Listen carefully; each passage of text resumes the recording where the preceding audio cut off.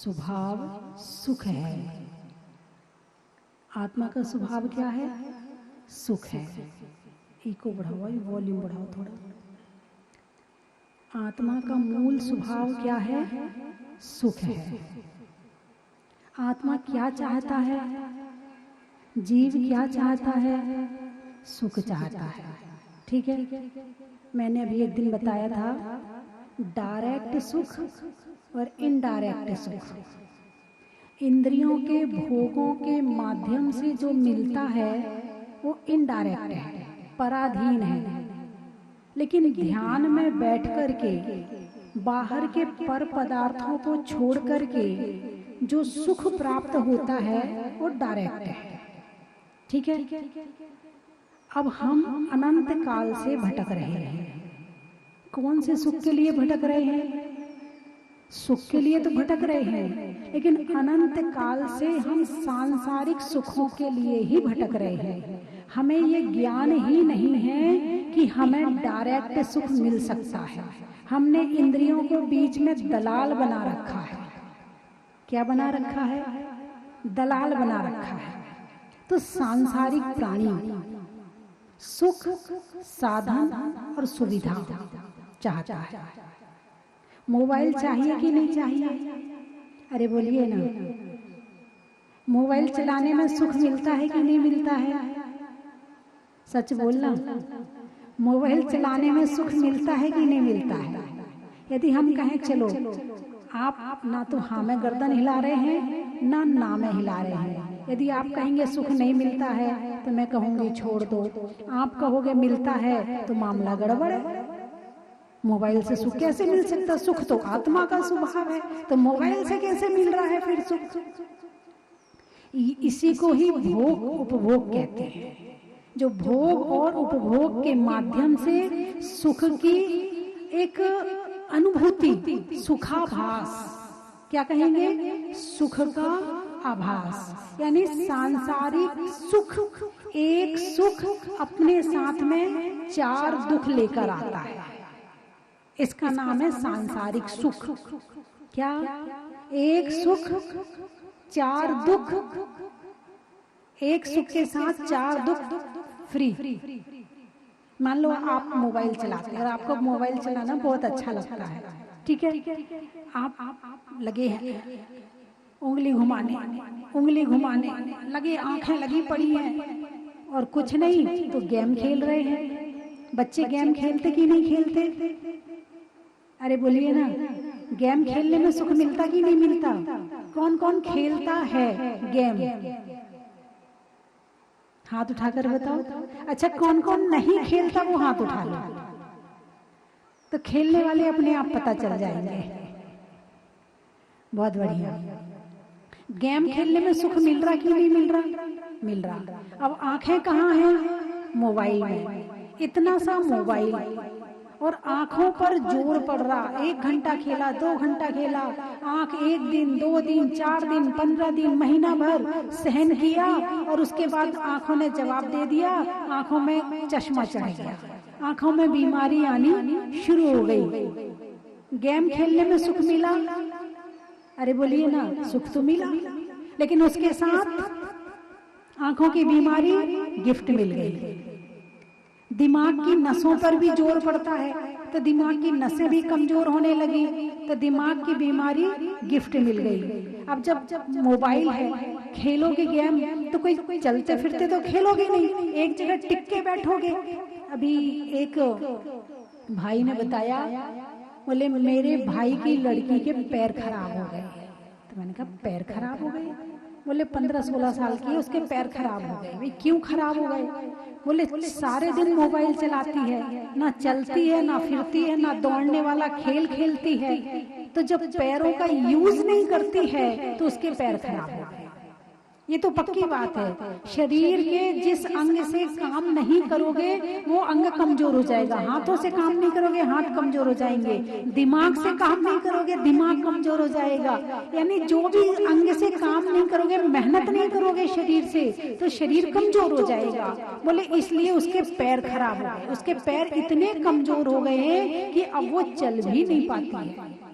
आप प्रकृति की व्यवस्था देखिए कि छोटे बच्चों को खेलना पसंद होता है, आप पकड़ पकड़ के बिठाते हो और वो क्या करते हैं, हाथ से छूट जाते हैं और दौड़ दौड़ के खेलना शुरू कर देते। कुछ नहीं, ये प्रकृति की व्यवस्था है, वो जितना दौड़ेगा उसके पैर उतने मजबूत होंगे।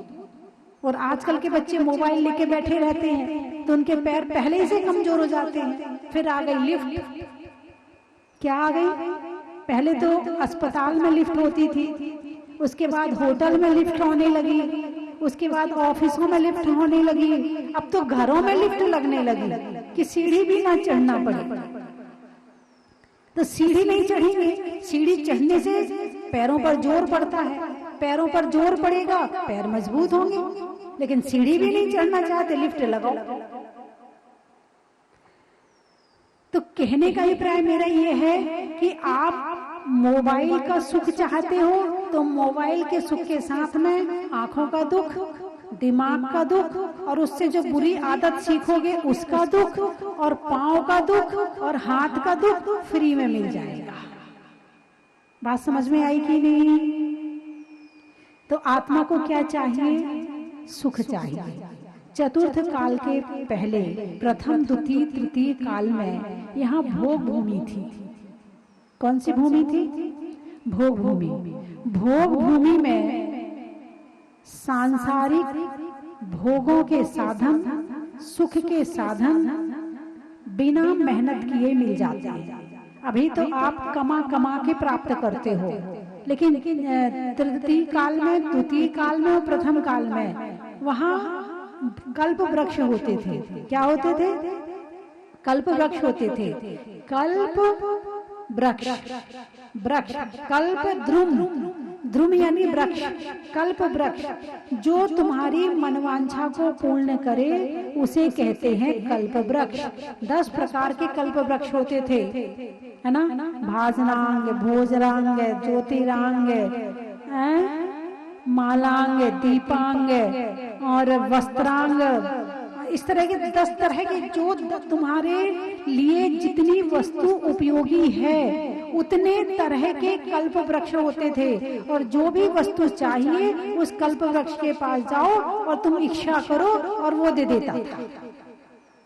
ऐसे कल्प वृक्ष इस धरती पर हुआ करते थे जहां आप रह रहे हो। लेकिन जैसे ही चतुर्थ काल लगा तो कर्म भूमि आ गई, और कर्म भूमि आ गई तो कल्प वृक्ष गायब हो गए। प्रकृति की व्यवस्था के अनुसार कल्प वृक्ष गायब हो गए। फिर भगवान आदिनाथ ने असी, मसी, कृषि, विद्या, वाणिज्य और शिल्प, इन 6 कर्मों का उपदेश दिया। और जो 72 तरह की कलाएं थी वो अपने पुत्र एवं पुत्रियों को सिखाई।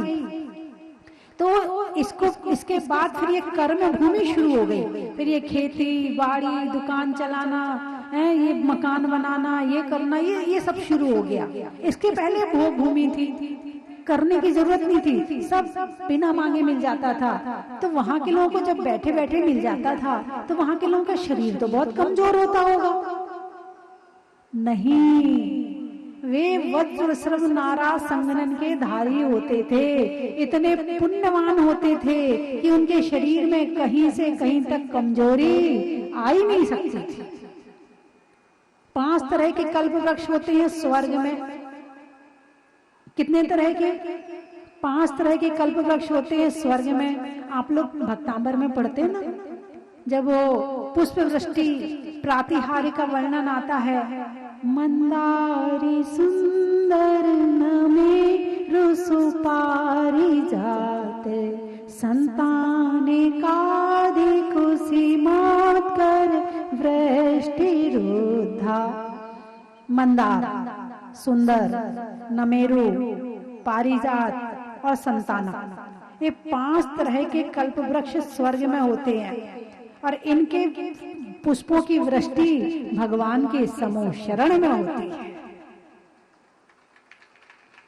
अब यदि कल्प वृक्ष कहीं बचा है तो हमारे भगवान है, मनवांछा पूर्ण करने वाले। चतुर्थ काल में जब भगवान का समूह शरण लगता है तो वहां पर इंद्र, देवेंद्र, चक्रवर्ती, राजा, महाराजा,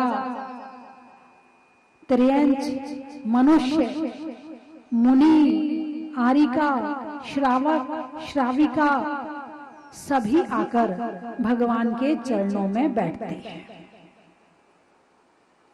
और भगवान का इतना अतिशय होता है, इतना अतिशय होता है कि कल्प वृक्ष क्या अतिशय करेगा जो भगवान का वहां पर अतिशय होता है। भगवान के चरणों तक जो पहुंच जाता है, यदि अंधा होगा तो आंखें आ जाएंगी। एक व्यक्ति ने प्रश्न किया, बोले आपके भगवान काय के भगवान? हाथ पे हाथ धरे, पैर पे पैर धरे, ना किसी के रक्षा करते, ना किसी की रक्षा करते, ना भाला चलाते, ना तीर धनुष है उनके पास में, ना वो किसी की रक्षा करने के लिए जाते, ना किसी के हाथ पांव दबाते, ना किसी को वरदान देते, ना किसी को अभिशाप, कुछ भी नहीं करते। वो तो हाथ पे हाथ धरे, पांव पे पांव धरे, आंख नीचे करके बैठे हैं। काहे के भगवान तुम्हारे? हमारे भगवान देखो सब कुछ करते हैं। मैंने कहा हमारे भगवान को कुछ करने की जरूरत नहीं है। क्यों नहीं है? क्योंकि वो एक कल्प वृक्ष बन गए हैं। रिद्धियां उनके चरणों में सेवा करती हैं, और जो भगवान के चरणों में पहुंच जाता है, यदि कैंसर जैसी बीमारी होगी तो बिना दवाई के ठीक हो जाएगा। यदि आंखों से अंधा होगा तो बिना डॉक्टर के उसकी आंखें आ जाएंगी। यदि लूला होगा उसका हाथ लग जाएगा। यदि कुबड़ निकली होगी उसकी कुबड़ ठीक हो जाएगी। लंगड़ा होगा उसका पांव आ जाएगा।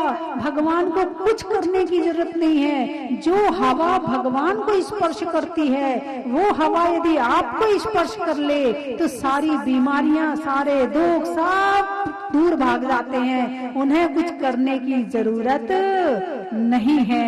ऐसे हैं भगवान। जैसे पारसमणि होता है ना, पारसमणि क्या किसे कहते हैं? पारसमणि जो लोहे को छू ले तो सोना बना देती है ना। भगवान पारसमणि है। इनका आप अपने मन में स्पर्श करें, इनको आप अभिषेक के माध्यम से टच करते हैं, ये आपका महान पुण्य है कि आप स्पर्श कर लेते हैं। लेकिन जो नहीं कर पाते हैं, वो यदि मन में भगवान का स्पर्श करें, मन में भाव सहित स्पर्श करें, तो भगवान उनके रोम रोम में समा जाते हैं। भगवान उनके अंदर उतर जाते हैं। फिर उन्हें भगवान के पास जाने की जरूरत नहीं, भगवान उनके अंदर आ जाते हैं। लेकिन भगवान को अंदर लाने के लिए इतना पवित्र मन चाहिए कि भगवान रह सके। तुम्हारे घर में मेहमान आता है तो घर की साफ सफाई करते हो। भगवान को यदि मन के अंदर बुलाना है तो कषायों की सफाई, गंदगी साफ करनी पड़ेगी, पापों की गंदगी साफ करनी पड़ेगी, मन को शुद्ध करना पड़ेगा। फिर देखो भगवान कैसे नहीं आता, भगवान जरूर आएगा। लेकिन भगवान को लाने के लिए तुम्हें अंदर सफाई भी तो करनी पड़ेगी। गंदगी में भगवान की, जब तुम्हारा मेहमान गंदगी में नहीं आता है तो भगवान कैसे आ जाएगा? तो भगवान कल्प वृक्ष, ये विधान जो हो रहा है, इस विधान का नाम है कल्प द्रुम विधान, कल्प द्रुम महामंडल विधान। एक है सिद्ध चक्र महामंडल विधान। सिद्ध चक्र मंडल है किसके लिए है? जो सिद्ध भगवान है उनकी आराधना के लिए है। लेकिन जो कल्पद्रुम विधान है, भगवान जो समूह शरण में बैठे होते हैं, तो चक्रवर्ती आकर के सौधर्मेंद्र और जो 16 इंद्र होते हैं, और वहां और जितने भी मनुष्य, श्रावक, श्राविका बैठे होते हैं, नायक, यज्ञ नायक, सब लोग बैठे होते हैं, सबके साथ मिलकर के ये विधान करता है। कौन? चक्रवर्ती। तो क्या सौधर्मेंद्र का कोई रोल नहीं है? अरे सौधर्मेंद्र तो वहां का प्रमुख पात्र है। सौधर्मेंद्र कुबेर को आज्ञा करता है समूह शरण बनाओ, तब समूह शरण की रचना होती है, तब चक्रवर्ती आता है। और समूह शरण ही नहीं होगा तो विधान कहाँ से होगा? तो जो जहां जिस पात्र में है वो अपनी जगह, हर पात्र प्रमुख है। और इस तरह भगवान के समोशरण की रचना होती है। और आप देख रहे हो कि यहाँ भी भगवान के समोशरण की रचना हो गई है। मुझे तो कुछ सेटिंग सी नजर नहीं आ रही थी, नहीं तो मैं तो बड़ा वाला समोशरण लगवा देती। अब की बार में दोबारा जब करवाएंगे ना तो बड़ा वाला समोशरण लगवाएंगे। बीच में कभी और एक बार और करवाऊंगी। अभी मेरा मन अधूरा रह गया पूरा समोशरण। अभी जो बड़ा वाला समोशरण आता है वो समोशरण नहीं लगवा पाई, नहीं तो लग सकता था, कोई दिक्कत नहीं थी, लेकिन मुझे कुछ सतूना सा नजर नहीं आ रहा था, क्योंकि स्थिति ऐसी थी, बारिश अलग, मिट्टी अलग, और टेंट वाला बेचारा वो अलग, क्यों लेट हो रहा है इधर सब। तो मुझे लग रहा था पता नहीं हो पाएगा कि नहीं हो पाएगा, लेकिन जो हुआ वो बहुत अच्छा हुआ, और जो होगा तो भगवान का समोशरण आ गया है, आ गया है, आ गया है। भगवान कल्प वृक्ष के रूप में, भगवान के जो पीछे जो वृक्ष लगा है वो अशोक वृक्ष है, वो कल्प वृक्ष है।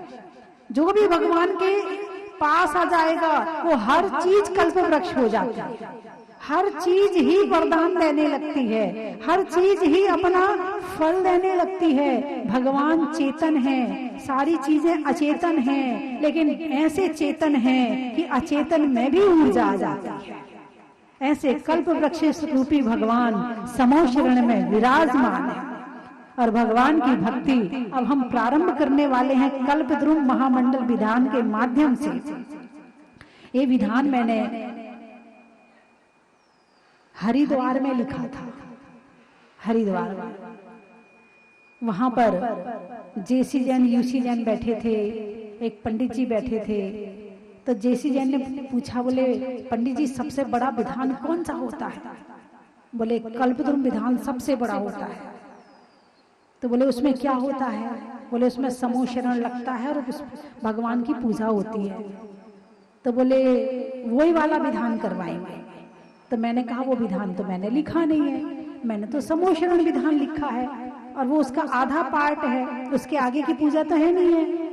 विधान होने में करीब 1.5 महीने का टाइम था। तो जेसी जैन जी बोले माता जी विधान होगा तो आपका लिखा हुआ होगा। मैंने कहा भाई इतनी जल्दी विधान मैं कैसे लिख दूंगी, 200-250 पेज बाकी है। बोले नहीं माता जी विधान तो होगा और आपका लिखा हुआ होगा। चलो कोशिश करती हूँ। लिखना शुरू किया, इधर लिखती जाती वहां छपने चला जाता, इधर लिखती जाती वहां छपने चला जाता, इधर लिखती जाती वहां छपने चला जाता। 22 दिन में कल्पद्रुम विधान पूरा हो गया, छप गया। और 1.5 महीने में वहां पर हरिद्वार में समोशरण की रचना होकर के सबसे पहली बार उनके यहाँ जेसी जैन जी ने अपनी तरफ से पूरा विधान करवाया, पूरा अपनी तरफ से सारा कार्यक्रम करवाया। तो ऐसा ये अतिशयकारी विधान है। जहां समोशरण लग जाता है, भगवान का समोशरण पुण्य भूमि पर लगता है। कहाँ लगता है? पुण्य भूमि पर लगता है। तो यहाँ पर चतुर्थकालीन मुनि सुब्रतनाथ भगवान विराजमान हैं और उनका समोशरण अभी यहाँ पर आ गया है और हम सब उनकी भक्ति और पूजा करने जा रहे हैं। तो मेरी बात जो सुन रहे जो लोग विधान में यज्ञ नायक, सौधर्मेंद्र, चक्रवर्ती, बाहुबली, ईशानेंद्र और जो भी आप सब कुछ बन चुके हैं वो तो बन ही चुके हैं, लेकिन जो नहीं बैठ पाए हैं उन्हें मैं प्रेरणा दूंगी कि एक एक दिन विधान में अवश्य बैठें। ये तो 8 दिन वाले पात्र हैं, जो बन गए हैं वो 8 दिन वाले पात्र हैं, लेकिन जो नहीं बन पाए हैं वो भावना बनाए, मन में भगवान से प्रार्थना करें कि हे भगवान एक दिन की पूजा तो अवश्य ही मैं करूं, मेरे ऐसे भाव बन जाएं। ये प्रार्थना भगवान से करो, क्योंकि अपने आप भाव तो बनते नहीं है। अच्छे काम के भाव धक्का मार के भी बना तो भी नहीं बनते हैं, और अपने आप बन जाए बड़ा पुण्य का उदय मानना, और कहने से बन जाए तो भी पुण्य का उदय मान लेना। तो भगवान के समोशरण में बैठकर, भगवान के समोशरण में कौन जाता है? या तो सम्यक दृष्टि होता है या भव्य जीव जो सम्यक दर्शन प्राप्त करने वाला है। ऐसा जीव ही भगवान के समोशरण में 8वीं भूमि तक जाता है, और बाकी तो सब घूम घाम के चले आते हैं। बहुत अच्छा मौसम, पंडाल बहुत अच्छा लगा है, बहुत बढ़िया पंडाल लगा, लाइटिंग वाइटिंग भी बहुत अच्छी है, समोशरण भी बढ़िया है, वहां पर ये लगा हुआ, वो सब देख दाख के चला आएगा। लेकिन प्रभु की पूजा और भक्ति करने तो वही पहुंच पाता है जो सम्यक दृष्टि भव्य जीव होता है। जो नहीं आ पाए हैं वो अभी भी आ जाए। आज तो थोड़ी सी पूजा हो पाएंगी क्योंकि अभी सारा कार्यक्रम अपना इस चीज में टाइम निकल गया, थोड़ी सी पूजा होगी, कल से पूजा वास्तव में शुरू हो जाएगी। वास्तव का मतलब ज्यादा देर तक, अभी तो आज थोड़ी देर के लिए पूजा होगी। तो बंधुओं, भगवान का समो शरण, आपको मेंढक की कहानी याद है? अरे बोलिए ना।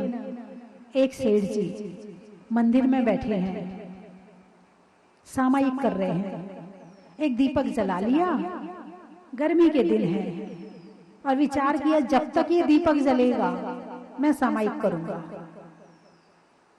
पत्नी आई, दीपक बुझने वाला है, सेठ जी सामायिक कर रहे हैं, चलो तेल डाल दिया। अब सेठ जी को लगी प्यास, नियम के पक्के थे, सामायिक नहीं छोड़ूंगा, और इतनी प्यास लगी कि उनके प्राण पखेरु उड़ गए। वो पानी की भावना के साथ मरण किया तो कुएं में मेंढक बना। लेकिन कौन से कुएं में मेंढक बना? जहां भगवान महावीर का समोशरण लगा हुआ है, उस कुएं का मेंढक बना। यानी धर्म किया तो उसका फल है कि समोशरण के करीब आया, और प्यास के कारण से मृत्यु हुई तो उसका फल है कि मेंढक बना। अब सारे लोग पहाड़ पर जा रहे हैं, मेंढक ने देखा, अरे ये तो सब भगवान के समोशरण की पूजा करने जा रहे हैं, मैं भी जाऊंगा। हर मेंढक के भाव नहीं बनने वाले, जिसके पिछले संस्कार होंगे उसी के भाव बनेंगे, जिसका कल्याण होना होगा उसी के भाव बनेंगे। चल दिया वो मेंढक, एक फूल की पाखुड़ी तोड़ करके और चल दिया। इधर राजा श्रेणिक का हाथी जा रहा है। अब हाथी चाल तो आपको पता है, वो नीचे नहीं देखता, इधर देखेगा उधर देखेगा, नीचे देख के नहीं चलेगा। अब मेंढक के ऊपर हाथी का पांव पड़ गया और मेंढक के प्राण पखेरु उड़ गए। क्या बना मर करके? देव बना। क्या बना? देव बना। राजा श्रेणिक समोशरण में बाद में पहुंचे, वो मेंढक का जीव देव बन करके क्षण भर में पहुंच गया। ये है धर्म का फल। किसी गति में चले जाओ, धर्म यदि अंदर में होगा वो खींच करके ले आएगा आपको वापस। इसलिए कुछ छूट जाए संसार में, धर्म नहीं छूटना चाहिए। धर्म का फल हमेशा अच्छा ही होता है। यदि कोई घटना भी घट जाए, अब आप क्या कहोगे? देखो वो मेंढक तो बेचारा समोशरण में जा रहा था और उसका एक्सीडेंट हो गया, कहोगे ना? आपकी दृष्टि में तो ये नजर नहीं आ रहा कि वो देव बन गया, ये नजर नहीं आ रहा कि वो देव बन के समोशरण में पहुंच गया। आप क्या देखोगे? बेचारा देखो समोशरण मंदिर जा रहा था, भगवान के पास जा रहा था, और देखो उसका एक्सीडेंट हो गया, वो हाथी के पांव के नीचे आ गया। यही देखोगे ना? उसके आगे भी देखो। यदि भक्ति की भावना से जा रहे हो तो उसमें भी भला है, मरने में भी भला है। तो बंधुओं, जब भगवान की भक्ति हृदय में है, अभी समोशरण में पहुंचा नहीं है, तो ये प्रभाव है। और जब साक्षात चरणों में पहुंच जाएंगे तो क्या प्रभाव है ना? तो बंधुओं, एक कल्पद्रुम महामंडल विधान किसी कल्प वृक्ष से कम नहीं है। और कल्प वृक्ष के सामने तो मांगने की भी जरूरत पड़ती है, लेकिन भगवान के सामने तो मांगने की जरूरत भी नहीं पड़ती है। ऐसे हमारे भगवान होते हैं। इन्हें देते नहीं देखा, मगर किसी की झोली खाली नहीं देखी। झोली खाली है नहीं और देते देखा नहीं, ऐसा अतिशय है इनका। तुम्हें वो नजर आता जो हाथ उठा के देता है, तुम्हें वो नजर नहीं आता है कि जो किरणों के माध्यम से आता है। तो एक कल्पद्रुम महामंडल विधान आज से प्रारंभ हो गया है, और अब ये प्रतिदिन सुबह 6 बजे से 11 बजे तक होगा। और टाइम का मतलब टाइम 6 का मतलब 6, ये मत समझना 6 कहा है 6:15 तो बजी जाएंगे, 7 तो बजी जाएंगे, नहीं, 6 का मतलब 6। अब तो समूह शरण आ गया है और भगवान की दिव्य ध्वनि खिरेगी तो टाइम से खिरेगी। आप लेट हो जाओगे तो घाटा हो जाएगा। इसलिए जो यहाँ रहना चाहे उसकी भी पूरी व्यवस्था है, और जो बाहर से आना चाहे तो आप अपने टाइम से आ जाइए, है ना। तो शाम के समय यहाँ का कार्यक्रम ठीक 5:30 बजे शुरू हो जाएगा, क्योंकि रात को कीड़े होते हैं, इसलिए कार्यक्रम रात में नहीं चलेगा। ध्यान आदि तो करवा देंगे, है ना, प्रवचन आदि तो कोई करवा देंगे लाइट बंद करवा के, लेकिन जो नाटक आदि हैं वो 5:30 बजे से शुरू हो जाएंगे। और हमारे जो संगीतकार हैं बहुत मधुर मधुर और बहुत अच्छे भजन बोल रहे हैं, तो उनके भजन भी हम शाम को सुनेंगे, ठीक है ना। और हमारे पंडित जी बहुत ज्ञानी हैं, अनुभवी हैं, तो उनके अनुभव का और उनके ज्ञान का लाभ भी आपको जरूर मिलना चाहिए। तो ये विधान, और जो देख रहे हैं टीवी में वो देखने ही आ जाओ, यहाँ आकर के देख लो, भगवान के दर्शन भी हो जाएंगे और विधान भी देखा जाएगा। और एक दिन आपकी जो यहाँ पर उपस्थिति होगी तो यहाँ का पुण्य लाभ भी लेकर जाओगे। जो रोज आ सकता है वो रोज आ जाए, जो पूरे समय बैठ सकता है वो पूरे समय बैठे, जो टीवी में देख रहा है वो टीवी में देख ले, है ना।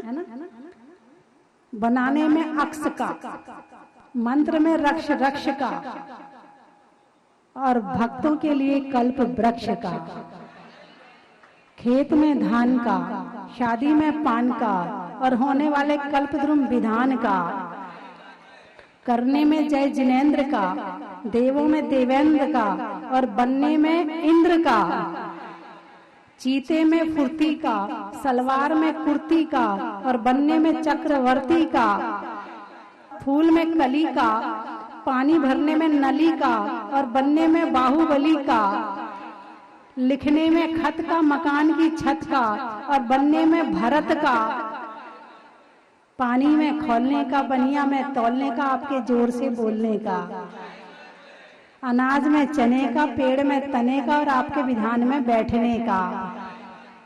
बोले गणनी हरिका रत्न 105 स्वस्ति भूषण माता जी की जय। कल्पद्रुम महामंडल विधान की महानुभाव जिनकी भी हमें ऑनलाइन स्वीकृति दान के लिए प्राप्त हुई है, श्रीमान रमेश चंद जी, मैना देवी जी बांदी कुई से हमें उन्होंने 1,11,000 रुपए की राशि निर्माण सारथी के लिए प्रदान की है, बहुत बहुत धन्यवाद। रजत शिला के लिए अशोक जी, मीनू जी, अनिल जी पाटनी, सुचित जी, प्राची जी, सेठी जी, नागनी जैन जयपुर से, और 21,000 रुपए की राशि स्वर्ण शिला के लिए श्रीमान स्वर्गीय आनंद जी, अलका जी, अनिमेश जी, अभिषेक जी, मिराज मार्बल साहिब आवास से उन्होंने भेजी है। उन्होंने साथ ही अपने 4 पोती पोतों के नाम से 50 रुपए प्रतिदिन बचत योजना के माध्यम से रैना जी, शिवन जी, सुमय जी, आराध्य जी, वर्धन जी, इन बच्चों के नाम से उन्होंने ये घोषणा की है, बहुत बहुत धन्यवाद। ताम्रशिला के लिए श्रीमान चक्रेश जी, नीतू जी, चिराग जी, अर्जा जी, शांतिबाई जी, राकेश जी, दिनेश जी, योगेश जी, हार्दिक जी, गंज बासोदा से, ओम प्रणलता जी,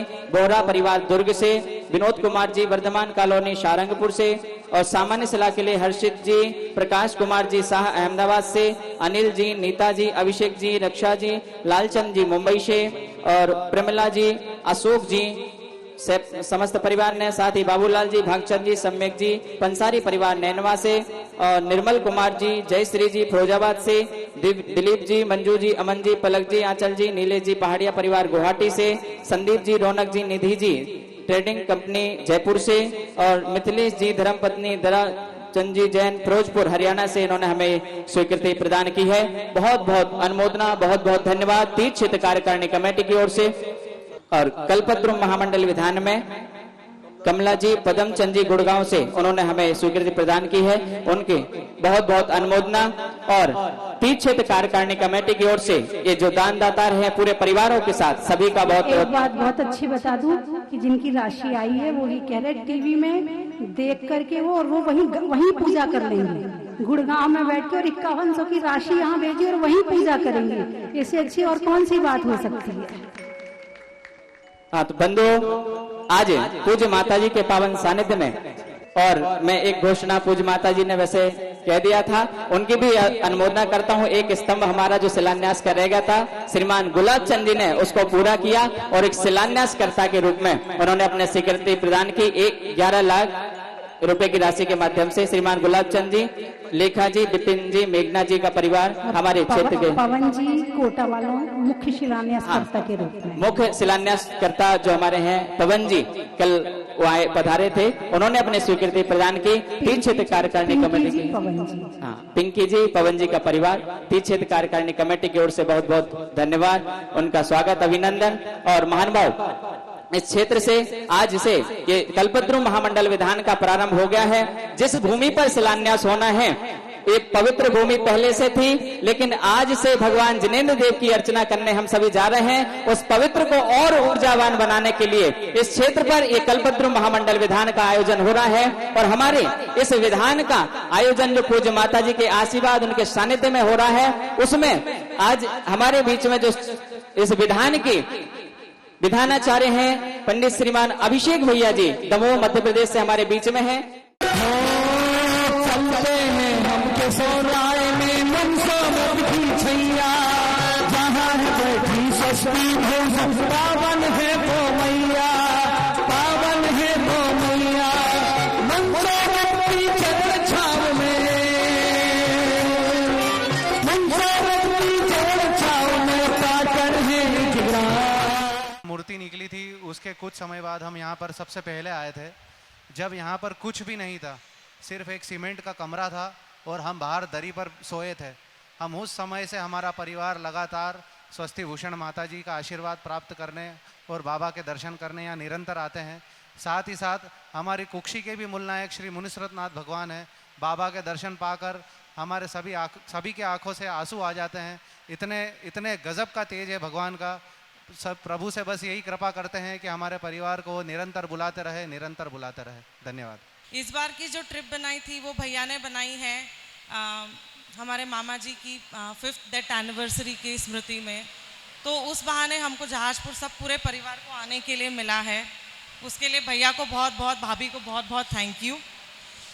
बहुत सुंदर लगा, जैसे ही मंदिर में प्रवेश किया मन बहुत बहुत प्रफुल्लित हो गया। परम पूज्य गुरुदेव आचार्य भगवान विशुद्ध सागर जी महाराज जी की जय। परम पूज्य गुरुदेव मुनिवर अनुपम सागर जी महाराज जी की जय। नियारका शुभ स्वस्ति भूषण माता जी की जय।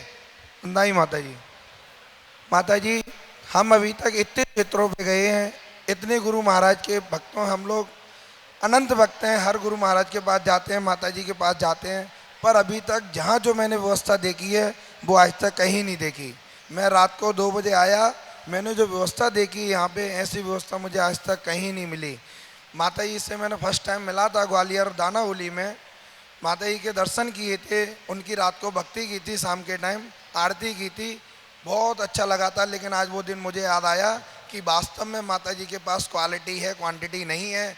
आज क्षेत्र देख के बहुत ही ज़्यादा प्रसन्नता हो रही है कि अगर क्षेत्र हो तो ऐसे ही हो, व्यवस्था ऐसी ही हो। हम लोग बहुत खुश हैं। हम लोग अहमदाबाद पुष्प ग्रुप से हैं माता जी, महाराज जी, माता जी अहमदाबाद कोई भी आते हैं, हम लोग 100 किलोमीटर बिहार कराते हैं और छोड़ने जाते हैं। हम लोग 200 लड़कों का ग्रुप है।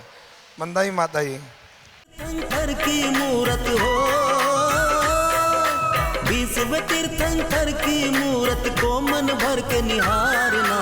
चलो स्वस्ति धाम, चलो स्वस्ति धाम, आओ स्वस्ति धाम, चलो स्वस्ति धाम, चलो स्वस्ति धाम, चलो स्वस्ति धाम, आओ स्वस्ति धाम, चलो स्वस्ति धाम।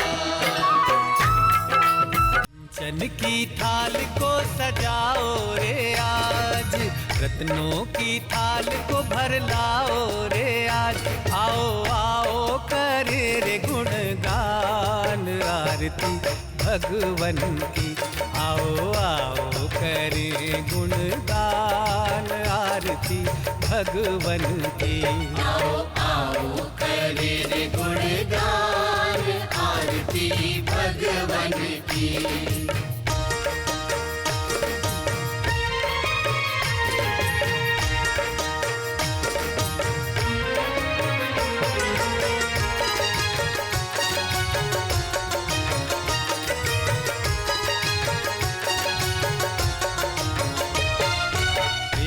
सुमित्र के राज दुलारे, माँ पद्मा जी के नैनों के तारे। पिता सुमित्र के राज दुलारे, माँ पद्मा जी के नैनों के तारे। राजस्थान की धर्मस्थली केशव राय पाटन जिला बूंदी में भारत गौरव स्वस्थ धाम जहाजपुर तीर्थ प्रणेत्री परम विदुषी लेखिका गणनी आर्यका 105 श्री स्वस्ति भूषण माता जी के परम निर्देशन में निर्माणाधीन 2500 वर्ष प्राचीन श्री मुनि सुव्रतनाथ दिगंबर जैन अतिशय क्षेत्र का जीर्णोद्धार, जिसमें प्राचीनता और नवीनीकरण का अद्भुत मेल माता जी की प्रेरणा से आप सभी को देखने को मिलेगा। तो फिर देर किस बात की, क्योंकि 100 नए मंदिर बनाना और एक प्राचीन तीर्थ का जीर्णोद्धार कराने का फल बराबर है। तो इस पुण्य के कार्य में अपने द्रव्य का सदुपयोग कर पुण्यानुबंधी पुण्य का सृजन अवश्य करें। निर्माण सारथी 1,11,000 रूपए, निर्माण मित्र 51,000, निर्माण सहयोगी 31,000 एवं निर्माण शिला योजना हीरक शिला 51,000, रत्न शिला 31,000, स्वर्ण शिला 21,000, रजत शिला 11,000, ताम्र शिला 5100, सामान्य शिला 2100 रूपए। निम्न प्रकार की योजनाओं से जुड़कर अपने कल्याण का माध्यम बने। दान देने हेतु खाता विवरण निम्नवत है। अधिक जानकारी हेतु संपर्क करें 8306423108 और 9351996323।